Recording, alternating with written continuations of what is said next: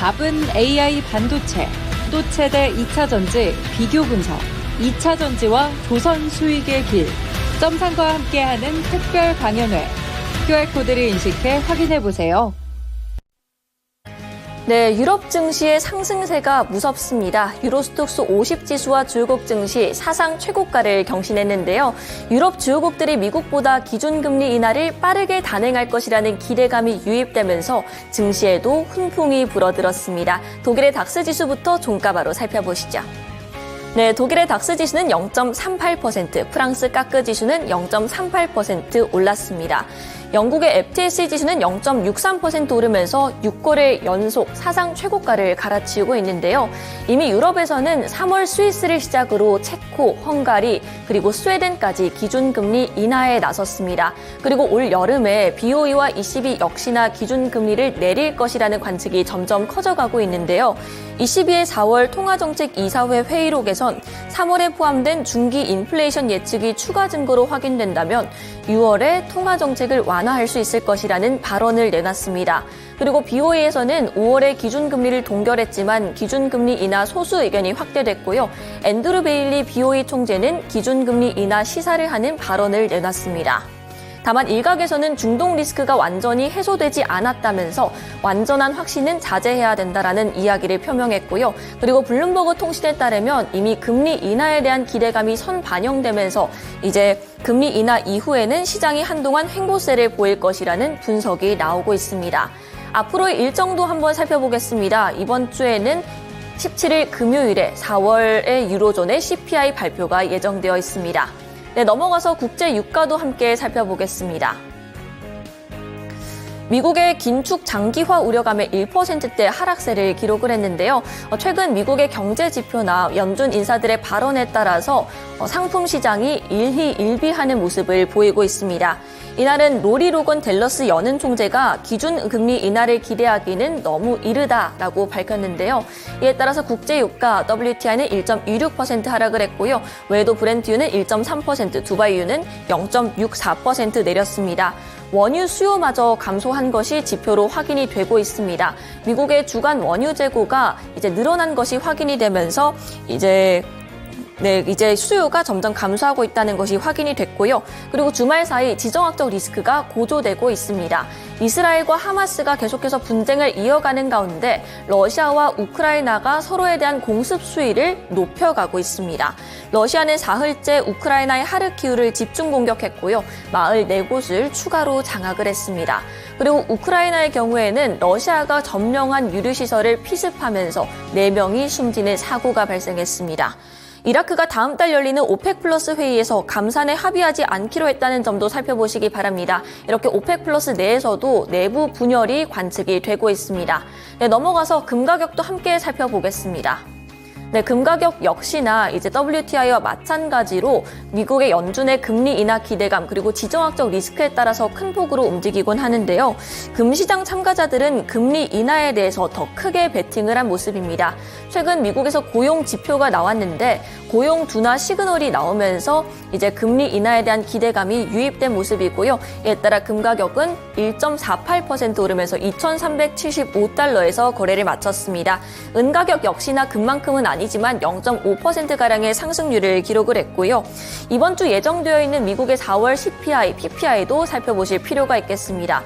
그리고 지난해 9월부터 중국이 계속해서 금 매수를 이어가고 있다는 점도 금시장의 상방 압력으로 작용을 하고 있습니다. 그리고 이 표에 나와 있진 않지만 구리 가격이 급등세를 보이고 있는데요. 이에 따라서 금요일장 국내 증시에서 시간의 거래에서 이제 구리 관련된 종목들, 이구산업, 풍산 같은 종목들이 일제히 강세를 기록했습니다. 네, 이렇게 유럽 주요국 증시부터 원자재 가격 마감 상황까지 함께 짚어봤습니다. 이어서 SH인베스트펀드 김선영 연구원 통해서 뉴욕 증시 마감 상황도 알아보겠습니다. 네, 연구원님 안녕하세요. 예, 안녕하십니까. 간밤 뉴욕 증시는 어떻게 흘러갔을까요?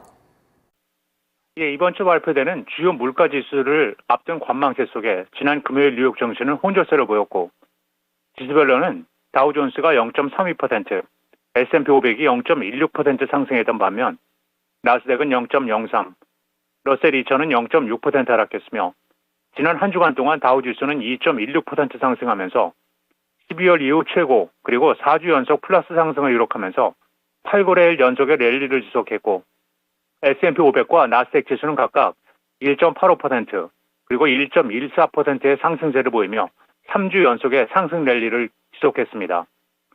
투자자들은 오늘 오는 15일 개장 전 발표되는 4월 소비자 물가지수인 CPI에 주목하면서 관망세를 보였고 시장의 예상은 근원 CPI가 전년 동월 대비 약 3.6% 상승할 것으로 예측하고 있는데요.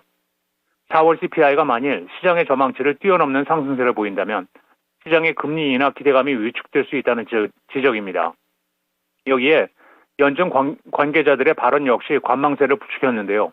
라파엘 보스틱 애틀란타 준비은행 총재는 최근 경기 둔화의 단서를 인정하면서도 금리 인하 시기는 여전히 불확실하다고 밝혔고 로리 로건 댈러스 연은 총재는 인플레이션을 2%로 돌릴 만큼 통화 정책이 제한적인지 확실하지 않다면서 여전히 매파적인 태도를 보이고 있습니다.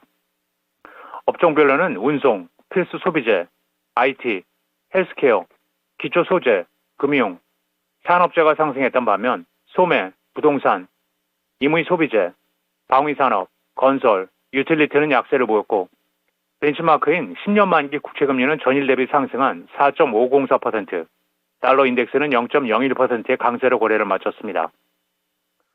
도널드 트럼프 전 미국 대통령의 백악관 복귀 가능성에 기업들도 분주히 손익 계산을 하고 있다는 소식입니다. 서기업계는 트럼프 대통령의 당선에 기대를 걸고 있지만 대부분의 기업들은 정치적 불확실성을 우려하고 있는데요. 글로벌 회계법인인 KPMG가 올 2월에서 3월 연 매출 5억 달러 이상의 대기업들의 CEO 100명을 대상으로 실시한 설문조사에 따르면 응답자 중 62명이 11월 미국 대선이 끝나기 전까지 주요 투자나 M&A 결정을 미루겠다고 응답한 것으로 나타나고 있습니다. 바이든 대통령과 트럼프 전 대통령 중 누가 승리하느냐에 따라 미국의 정책 방향이 크게 바뀔 수 있기 때문으로 즉 내년까지 주요 결정을 미루겠다는 CEO의 비율은 절반에 육박한 것으로 나타나고 있습니다. 특히 에너지 분야는 트럼프 대통령이 백악관에 복귀한다면 격변이 불가피하다는 분석인데요. 화석연료에 친화적인 트럼프는 자신이 집권한다면 바이든 행정부의 친환경 에너지 육성 정책을 폐기하겠다고 공언하고 있으며 컨설팅 업체 유라시아 그룹은 2기 트럼프 행정부가 출범한다면 전기차 구매 보조금 약 3,930억 달러 그리고 재생에너지와 세액공제 2,630억 달러 등 탈산소 예산이 삭감될 것이라고 추산하고 있으며 반면 바이든 행정부를 믿고 막대한 투자를 쏟아부은 전기차와 배터리 회사 그리고 태양광, 풍력 회사들에게는 큰 악재가 될 수 있다는 분석입니다. 조 바이든 대통령이 오는 14일 중국산 전기차의 관세를 4배 이상 인상할 계획을 발표할 예정입니다. 월스트리트저널지는 소식통을 인용해 바이든 행정부가 중국에서 수입되는 전기차 관세를 대폭 올릴 예정이라면서 중국산 수입 전기차 관세율은 지금의 25%에서 수일 안에 약 4배인 100%로 뛰게 되며 또한 미국에 수출하는 모든 중국산 자동차에도 2.5%의 관세가 추가된다고 보도하고 있습니다. 지금까지의 25% 관세만으로 중국산 전기차의 가격 경쟁력을 약화하는 데 문제가 있다는 판단이 작용한 것으로 보인다는 분석인데요. 25%의 관세율이 효과적이긴 했지만 종종 이런 높은 관세를 물고도 중국산 전기차들은 서방에서 만든 전기차보다 값이 싼 경우가 많았고 이 때문에 바이든 행정부와 자동차 업계, 의회 일부에서 중국의 대규모 제조업 역량을 감안할 때 관세율 인상이 불가피하다는 점을 지적해왔다고 보도하고 있습니다. 바이든 행정부는 오늘 14일 관세 인상을 발표하는 자리에서 중국 청정에너지 산업에 관한 추가 규제 방안도 발표할 전망인데요. 핵심 광물과 태양광 제품, 배터리 등 중국산 소재에 대규모 관세를 물릴 계획으로 이 같은 대규모 관세 부과 계획은 트럼프 전 대통령 시절 시작된 중국산 제품 약 3천억 달러어치에 대한 관세가 끝나가는 시점에 이것을 재검토하는 과정에서 결정됐다는 분석입니다. 중국 지리자동차 산하의 전기차 스타트업인 지커 인텔리전트 테크놀로지가 지난 금요일 뉴욕 증권거래소의 첫 거래일에서 공모가 대비 35% 폭등하면서 미국 투자자들의 높은 기대감을 보여줬습니다. 지커는 전날 공모가로 $21를 책정하고 NYSE에서 미국 증권 예탁원 증서, 즉 ADR 2,100만 주를 매각해 4억 4,100만 달러를 확보했는데요. 이 같은 주가 상승은 올해 IPO 종목 가운데 매우 높은 성적에 속하며 올해 IPO 종목들의 첫 거래 주가 상승률 평균은 29%였다고 조사업체인 딜로직은 분석하고 있습니다. 스웨덴 볼보의 소유주인 지리자동차는 지커의 경영권도 갖고 있으며 50%가 넘는 표결권은 IPO 뒤에도 지리가 갖게 되는데요. 지커가 미국 증권거래위원회에 제출한 자료에 따르면 회사 측은 지난해 72억 8천만 달러의 매출에 11억 6천만 달러의 손실을 기록했고 지난 4월 출하 규모는 16,089대였으며 지난 금요일 지커의 주가는 공모가 대비 34.5%가 급등한 28달러 26센트의 거래를 마감했습니다. 마지막으로 내일 발표될 경제지표는 없으며 텐센트 뮤직, 페이세이프, 에머스포츠 잉크, 스톤코, 어메리칸 헬스케어 REIT, 그리고 베라다임 잉크가 지난 분기 실적을 발표합니다. 네, 금요일장 마감 상황 함께 알아봤습니다. 오늘 말씀 고맙습니다. 네, 감사합니다. 네, 엔비디아의 실적 발표를 앞두고 미국 빅테크 기업들은 다소 쉬어가는 가운데 S&P 500 지수는 8거래 연속 올랐습니다. 이어서 금요일장 국내 증시 마감 상황 함께 살펴보겠습니다.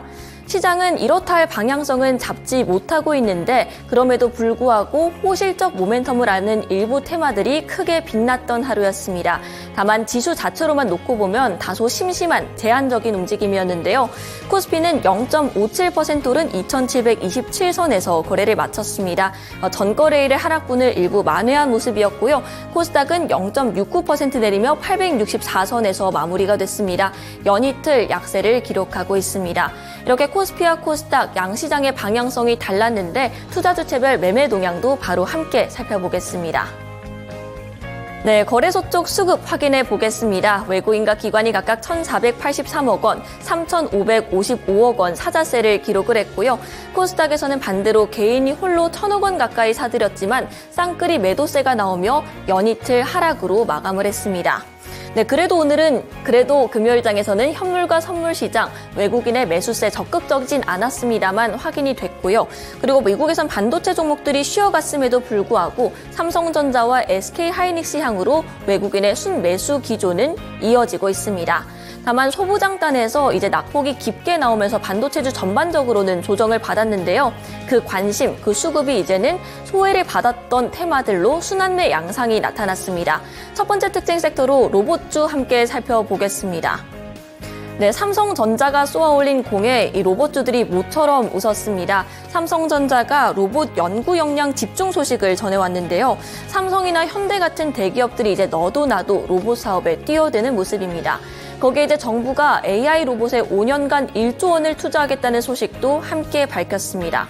국내 종목들 중에서는 삼성전자의 실질적인 수혜를 받을 수 있는 종목들, 연결고리가 있는 종목들을 중심으로 크게 부각을 받았습니다. 네, 서비스 로봇 청소기의 강자라고 불리는 에브리봇이 16% 올랐고요. 또 감속기 업체인 이렌시스 이렇게 두 종목들이 가장 강하게 시세를 분출했습니다. 그리고 삼익 THK까지 두 자릿대 급등세를 기록을 했고요. 또 레인보우 로보틱스는 금요일장에서 3%가량의 강세를 기록을 했는데 최근 양팔형 로봇의 사전 판매를 시작을 했습니다. 이렇게 로봇의 상용화에 대한 기대감은 점점 커지고 있는데요. 두산 로보틱스는 다만 영업 적자가 오히려 늘어났습니다. 아직은 이런 로봇 사업이 투자 단계다라는 것이 드러나는 면목이었고요. 다만 이렇게 기대감은 크지만 성장 속도에 대해서는 계속해서 로봇 살펴볼 필요가 있겠습니다. 그리고 대부분의 종목들이 그 장 초반의 시세를 잘 유지하지 못한 채로 길게 윗꼬리를 달면서 마무리를 했습니다. 이렇게 로봇주들이 오랜만에 삼성 엔진에 다시 한번 시동을 거는 모습이었는데요. 금요일장의 깜짝 반등으로 끝날지 혹은 추세적인 반전으로 이어질지 계속해서 팔로우 해보시기 바랍니다. 네, 다음 종목 살펴보겠습니다. 네, 게임주들의 실적에 대한 모멘텀은 이틀째 이어집니다. 금요일에는 펄어비스, NC소프트 등이 실적 발표를 했는데요. 기대감이 크지는 않았던 탓인지 대체적으로 양호한 실적에 시장은 크게 반응을 했습니다. 네, 국내 종목들 바로 함께 살펴보겠습니다. 가장 큰 폭으로 오른 대부시스터즈 12% 강세를 기록했고요.